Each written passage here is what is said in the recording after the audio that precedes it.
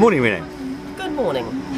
And what are we about to do now? Well, it's breakfast time. We've got a buffet breakfast in our hotel here. Actually, the food here is exceptional. I've got, for starters, there's cornflakes under there, yogurt. I like my yogurt with honey on it. And then there's a selection of breads, cheeses, tomato, cucumber, bit of jam, hibiscus juice for a drink, and plenty of tea and coffee. And best of all is this amazing view. Just remind us, where are we? We are in Luxor. In the Nefertiti Hotel.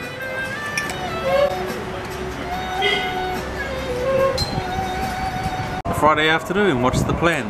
Well, we've got an afternoon of temples planned, so waiting for a chap called Hassan to come and pick us up, and then we are off to Luxor Temple, which actually is just across the road from where we are now, and then Karnak Temple, which I'm really looking forward to.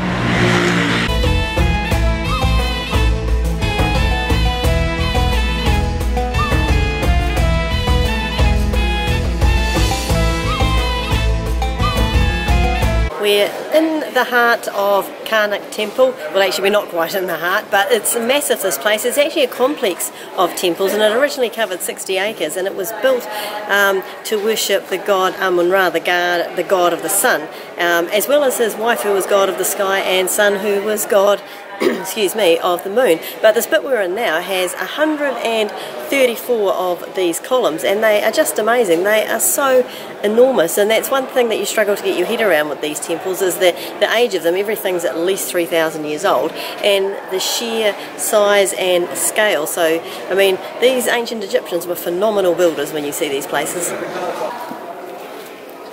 So are you impressed? Yep. They must have had some pretty good scaffolding back there.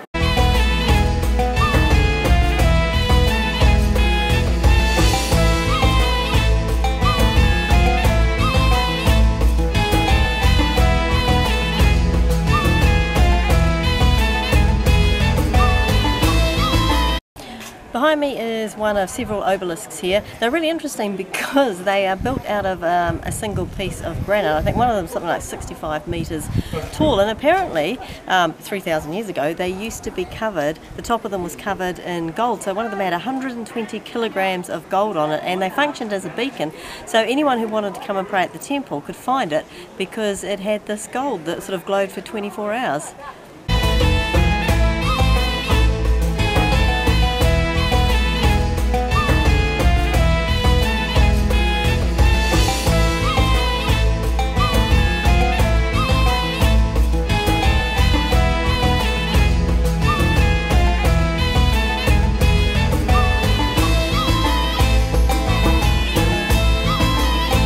I think this is our favourite part of the temple complex. It's a bit like being in a forest here, because these pillars are amazing and massive, and unfortunately we can't capture on film exactly how big they are. And there's quite a few people here, but you can't really tell. It turns out it is the second most popular tourist attraction in Egypt after the pyramids, and I can really understand why. Even when it's busy, it doesn't seem to.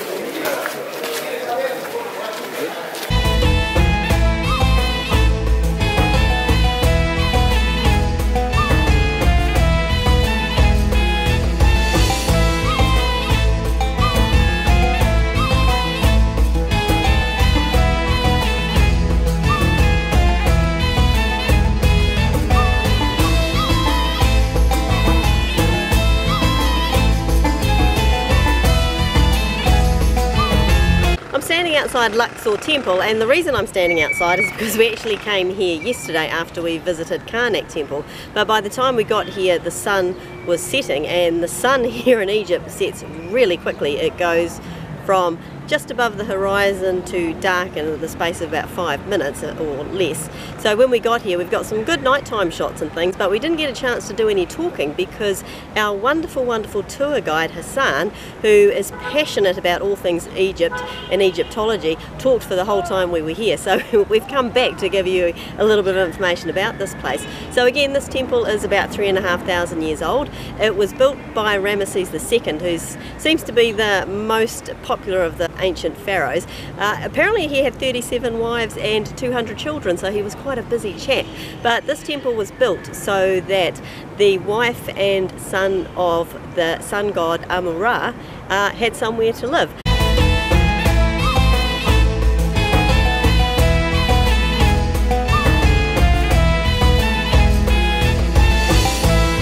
But the bit that really intrigued me is the avenue of the Sphinx, so let's go and have a look at that.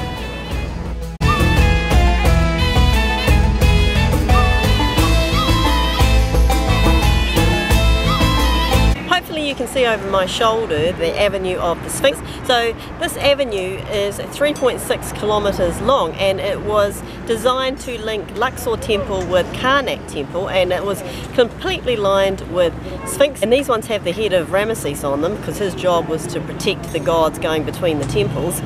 From our hotel you can actually get a good view of it, and I counted sort of 200 Sphinx thinking maybe that was it, but apparently there were 5,000 of them lining this avenue. From up here, our hotel restaurant, you get an even better view of the avenue of the Sphinx. They've started to restore it, and I guess if you come back in a few years' time, this will be complete.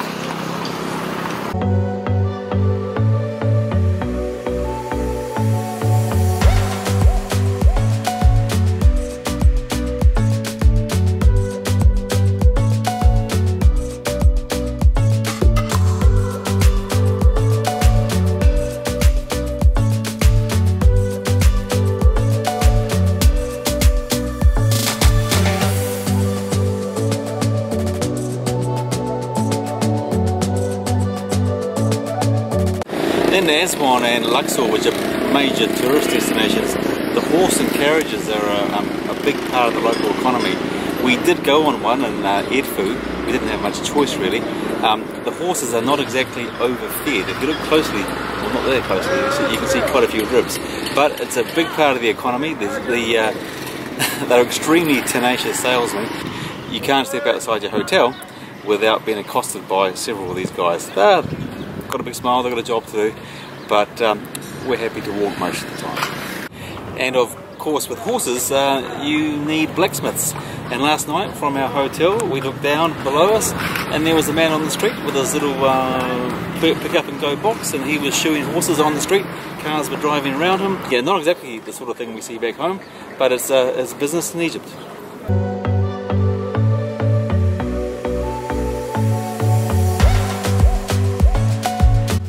So Neil's just negotiating his fruit purchases. It's been a bit hard to get fruit here actually, so anytime we see a fruit stall we try and buy some bananas and oranges.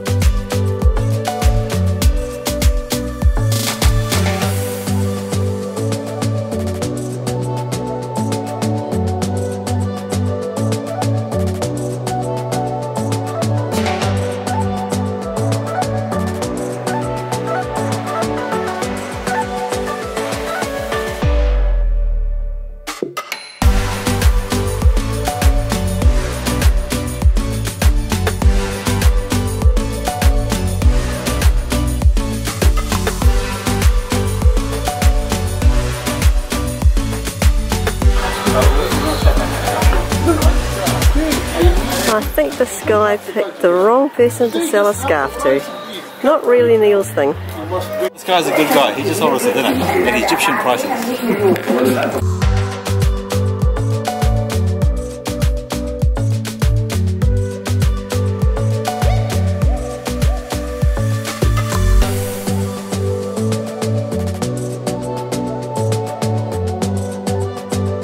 This has been home for the last 4 days, the Nefertiti Hotel in Luxor. It's got a great location right downtown, close to the river, close to the temple. It's got a really good restaurant, so you could eat here, or you could eat up top here.